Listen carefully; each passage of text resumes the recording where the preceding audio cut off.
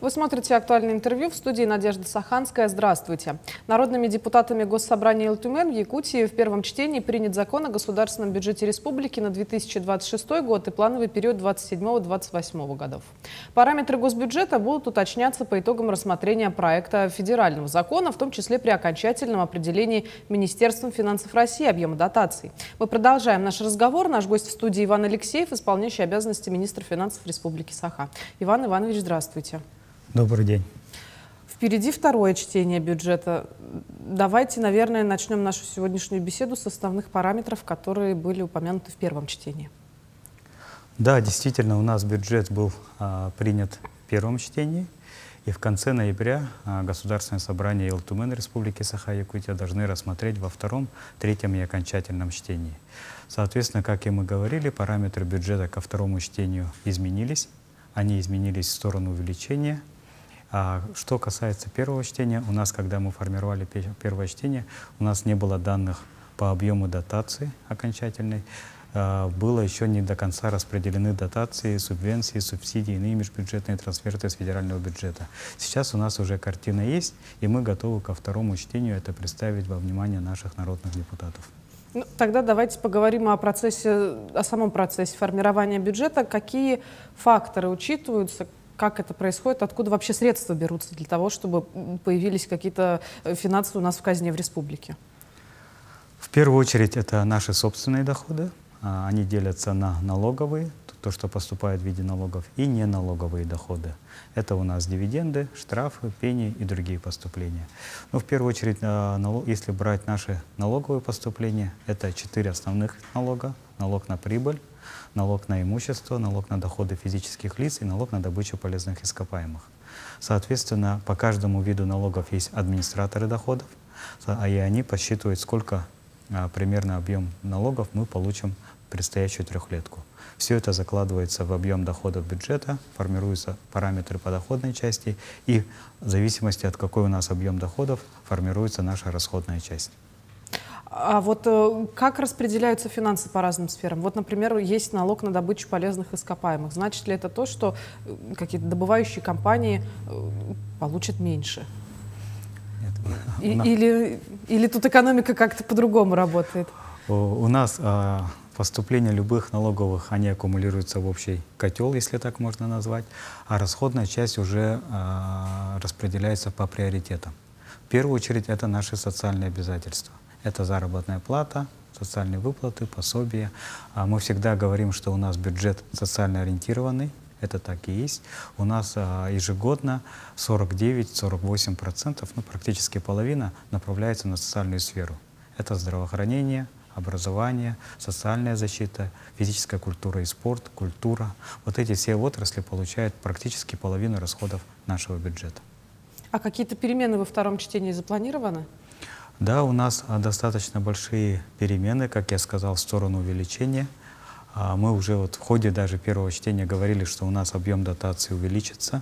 И мы сейчас можем уже говорить, что у нас объем дотации, который мы получаем с федерального бюджета, увеличится на 28 миллиардов 900 миллионов рублей. Ну, практически на 29 миллиардов. Это была достаточно большая работа проведена с Министерством финансов Российской Федерации. Надо им выразить огромную благодарность за поддержку нашей республики. Здесь был личный вклад главы республики Айсена Сергеевича Николаева, депутата Государственной Думы Галины Викентьевны Данчиковой. Мы работали, мы доказывали по методике, что мы должны получать дотацию. И вот ко второму чтению объем дотации увеличился на 29 миллиардов рублей. Потом у нас есть корректировки по доходной части в виде налогов. Все равно есть актуализация данных, соответственно, по ряду налогов идет повышение, по ряду понижение, и это все мы в ходе второго чтения депутатам представим. И, соответственно, тот объем, который у нас остается, мы его распределяем уже на социально значимые расходы. Мы уже говорили, это у нас и сельское хозяйство, это у нас субсидирование в отрасли жилищно-коммунального хозяйства, социально значимые наши другие расходы, программа Арктики.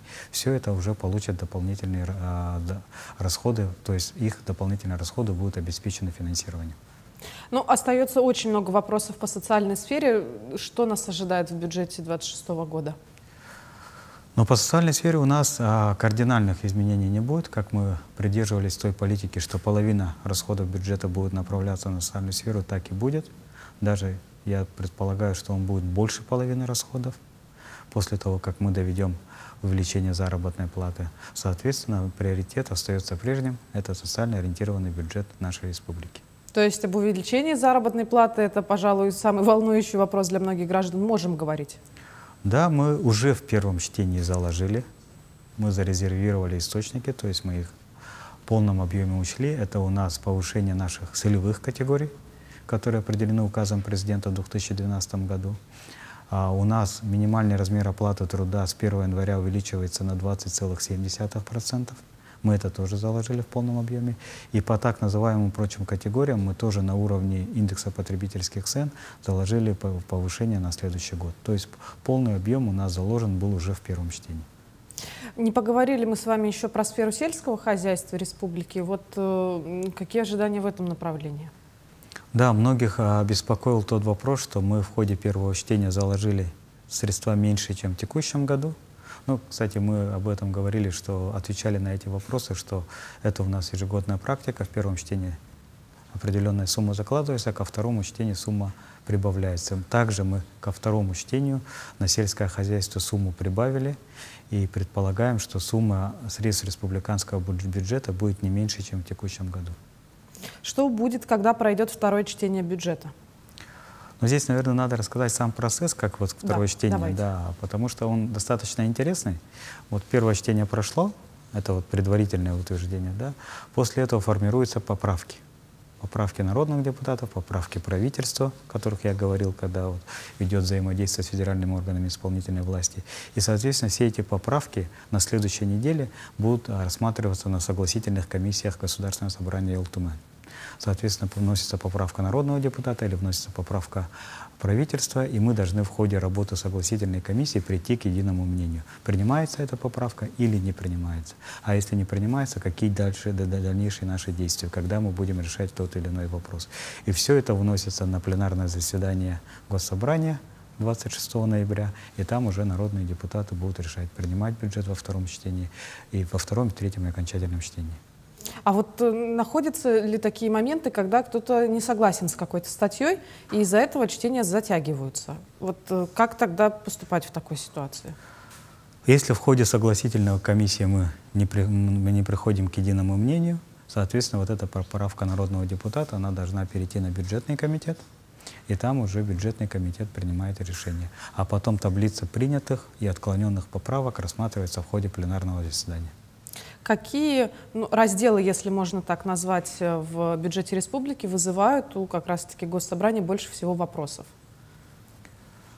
Ну, я думаю, все абсолютно разделы бюджета вызывают вопросы народных депутатов. Народные депутаты детально интересуются доходной, расходной частью бюджета. А если брать конкретные отрасли, в первую очередь это сельское хозяйство, наш транспортный комплекс, жилищно-коммунальное хозяйство, развитие арктической зоны республики. Ну и социальная сфера всегда в приоритете внимания у наших народных депутатов. Но ведь, наверное, бывают еще и такие случаи, когда понятно, что каждый считает свою сферу важной и нужной, но кто-то, так скажем, больше перетягивает одеяло на себя. Ну вот как раз задача работы наших согласительных комиссий, чтобы мы понимали и смотрели вопросы комплексно. Мы всегда понимаем, вот даже несмотря на то, что наша дотация сильно увеличилась ко второму чтению, я же говорил, порядка 29 миллиардов, при этом потребности больше в несколько раз. То есть, имея условно 29 миллиардов, мы должны были определиться, какие расходы берем, а какие не берем. Для этого и как раз создается согласительная комиссия, и мы должны смотреть комплексно. Где-то мы добавляем, где-то пока остается на том же уровне, а где-то, возможно, и будет уменьшение. Это все принимается коллегиально, и мы смотрим действительно, чтобы не было перетягивания. Конечно, каждый будет защищать свою отрасль, но нужен комплексный государственный подход, понимая, какие приоритеты стоят у государства. В первую очередь это наша социальная сфера и реализация национальных проектов, которые у нас в стране новое дыхание получили, второй этап идет реализация. И, соответственно, вот мы должны принимать такие взвешенные решения. После второго идет третье окончательное чтение. Да, у нас бюджет по нашему закону о бюджетном устройстве и бюджетном процессе рассматривается в первом чтении, потом во втором, третьем и окончательном чтении.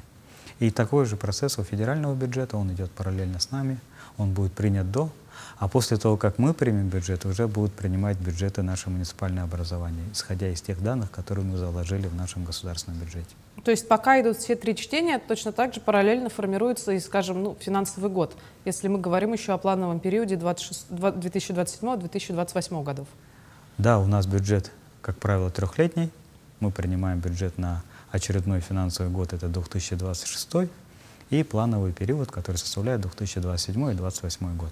На самом деле, вот бюджет, то, что принимается на трехлетний период, в наших условиях это очень удобно, потому что у нас строительство идет не один год, ремонт дорог не один год, завоз грузов тоже не один год, и, соответственно, наши заказчики, имея трехлетний бюджет, могут планировать лимиты и сделать закупки на трехлетний, на двухлетний период, уже на полный цикл.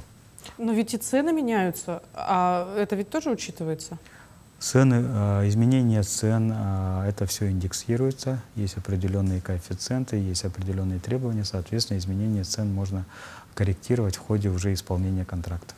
Угу. Тогда давайте напомним нашим зрителям, когда начнется, да, в общем-то, и завершится второе чтение бюджета. У нас второе чтение государственного бюджета на 26-28 годы планируется 26 ноября текущего года. Соответственно, это будет рассмотрено на пленарном заседании Государственного собрания Ултумен Республики. Но и надо сказать, что у нас еще завершение текущего 2025 года идет. Соответственно, работа у нас по всем направлениям идет достаточно напряженная. Но достаточно, можно сказать, что мы находим общий язык, конструктивный диалог у нас есть. Ну, остается только вам успехов пожелать в вашей непростой работе. Иван Иванович, большое спасибо, что нашли для нас время и разъяснили такие волнующие вопросы. Приходите к нам еще. Спасибо. Напомню, вы смотрели актуальное интервью. До встречи в эфире.